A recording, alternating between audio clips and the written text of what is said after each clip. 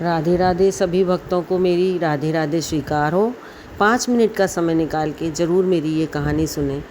उससे हमें लगेगा कि वास्तव में एक विद्वान शत्रु मूर्ख मित्र की अपेक्षा हमारे लिए कितना अच्छा और लाभदायक सिद्ध हो जाता है। प्राचीन काल की बात है कि एक बहुत ही विद्वान ब्राह्मण था, किंतु उसके कुछ कर्म ऐसे थे पूर्व जन्म के जिससे वो चोर बन गया। एक बार उसने देखा उसके नगर में दूसरे राज्य से 4 ब्राह्मण आए हुए थे और बहुत सारी वस्तुएं बेच रहे थे और व्यापार कर रहे थे। उसने सोचा कि इनके पास तो बहुत धन है, मैं इनको अपने विश्वास में ले लूं तो ये सारा धन मेरे को मिल सकता है, बाद में मैं इनको मार दूंगा। तो वो उन ब्राह्मणों के पास गया और बहुत मीठी मीठी बातें की, जिससे उनको विश्वास हो गया उसके ऊपर। तो वो उनके साथ रहने लगा और उनकी सेवा भी करनी शुरू कर दी। तो वो सोचने लगे ये तो बहुत अच्छा आदमी है। कहते हैं ना कि जैसे उल्टा स्त्री होती है, वो कुछ ज़्यादा ही बनावटी इलाज दिखाती है, और जैसे खारा पानी होता है तो वो बहुत ज़्यादा ठंडा होता है, और धूर्त और जो बहुत ज़्यादा धूर्त मनुष्य होते हैं वो ही ज़्यादा मीठा और मनोहर बोलते हैं। कुछ दिनों के बाद उन ब्राह्मणों ने सारा सामान अपना बेच दी और बहुत सारे बहुमूल्य रत्न खरीद लिए, और उन्होंने उस ब्राह्मण के सामने ही, चोर के सामने ही उनको अपनी जांघों के बीच में रखे और बंद करवा लिया। अब तो वो जाने लगी, तो वो चोर था वो बहुत दुखी होने लगा, बड़ा चिंतित हो गया।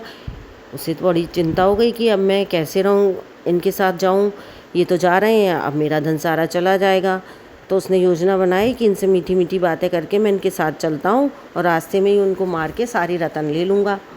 तो उनके पास गया, बोला कि आप लोग मुझे अकेले छोड़कर कैसे जा सकती हैं, मेरे को तो आपसे बहुत प्रेम हो गया है, आपके वियोग में तो मैं रह ही नहीं पाऊँगा, इस दर्द को मैं सहन ही नहीं कर पाऊँगा, आप लोग मुझ पर दया करो और मुझे अपने साथ ले चलो। चोर की बात सुनकर चारों को उस पर बड़ी दया आ गई और वो बोले चलो इसको भी साथ ले चलते हैं, बहुत अच्छा आदमी है।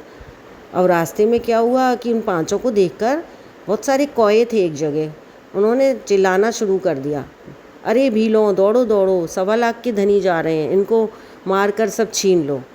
कौए की आवाज़ सुनकर बहुत सारे भील आ गए और उन 5 को खूब डंडों से मारा और सारे कपड़े उतार कर देखा कि इनके पास क्या क्या सामान है, लेकिन उनको कुछ भी नहीं मिला। तो वो मुसाफिरों से बोले, देखो इन कौयों की बात कभी झूठी नहीं होती है, तुम्हारे पास जो भी धन है सब यहाँ रख दो, नहीं तो मैं सबको मार कर और तुम्हारी चमड़ी फाड़ कर देखूंगा कि इसमें क्या है और हम सब ले लेंगे। भील की बातें सुनकर जो चोर ब्राह्मण था उसने मन में विचार किया कि इन सब ब्राह्मणों को मारेंगे तो मुझे भी मार देंगे, तो मैं भी मर जाऊंगा, और तो क्यों ना मैं एक काम करूं कि मेरे शरीर में रत्न नहीं है, तो मैं इन ब्राह्मणों को छुड़ा दूं। मृत्यु से क्या डरना, मौत तो एक दिन आनी आनी है, वो तो किसी को छोड़ती नहीं है, आज मरो या 50 साल बाद मरो। जो पुरुष गाय और ब्राह्मणों को बचाने के लिए अपने प्राण त्याग देते हैं वो सूर्यमंडल को भेद कर परम गति को प्राप्त होते हैं। उसे पता था। उसने ये विचार कर भीलों से कहा, भीलों यदि ऐसी बात है तो आप मुझे मार कर देख लो, यदि कुछ भी ना मिले तो इन 4 को छोड़ देना, हमारे पास कुछ भी नहीं है। उसने सबको विश्वास दिला दिया। तो भीलों ने सोचा, आपस में विचार किया कि ये ठीक ही कह रहा है, सबको क्यों मारे, इसी को मार कर देख लेते हैं पहले। उन्होंने उसको मार दिया और उसके सारी अंगों को फाड़ कर देखा तो उन्हें कुछ भी नहीं मिला। तो उन्होंने 4 को जो शेष थे सबको छोड़ दिया। इसीलिए कहावत है कि विद्वान शत्रु भी उपकारी होता है।